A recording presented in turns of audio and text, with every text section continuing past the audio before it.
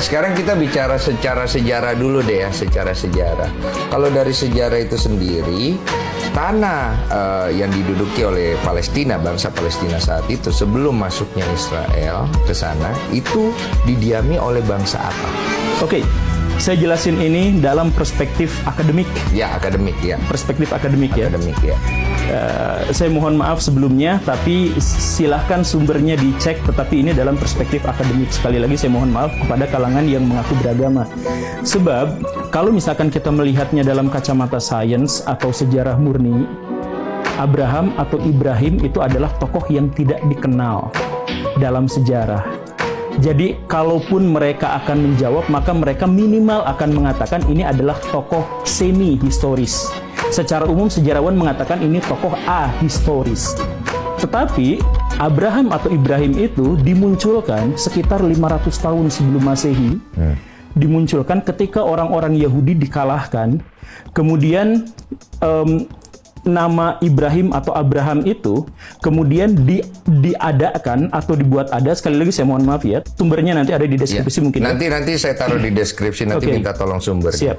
Nah, jadi sekitar 500 tahun sebelum Masehi itu nama Abraham atau Ibrahim itu diadakan. Kemudian Ibrahim atau Abraham itu diklaim bahwa mendapatkan wahyu ilahi, wahyu Tuhan, bahwa kamu dan keturunan kamu adalah pemilik tanah Kanaan, pemilik tanah yang sekarang namanya Israel. Ya, kalau di Kristen dibilangnya Kanaan. Iya.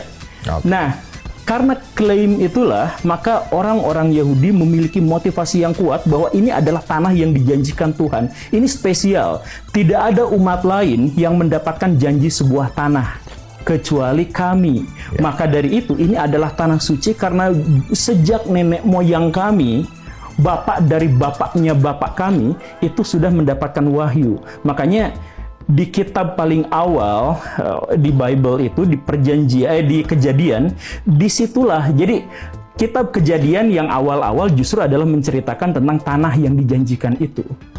Nah, inilah kemudian yang menghasilkan klaim-klaim teologis. Jadi misalkan di sana, jadi Abraham itu orang mana atau Ibrahim itu orang mana? Disebutkan dia itu adalah orang Urk atau Ur-Kasdim, itu berarti orang Irak. Karena Irak itu diambil dari kata Urk. Urk jadi Irak gitu kan. Sekarang namanya Irak di wilayah Mesopotamia. Kemudian dia pindah karena satu hal ke situ, lalu di situ dijanjikan. Artinya sebelum Abraham atau Ibrahim di situ sudah ada tanah, sudah ada orangnya, sudah ada bangsanya. Bangsa yang mana yang dimaksud ya tidak diketahui dengan jelas juga, karena Abrahamnya sendiri, saya mohon maaf ya, yang tadi itu disebut sebagai ahistoris atau semi-historis. Oh, ini secara akademik tidak diketahui bangsa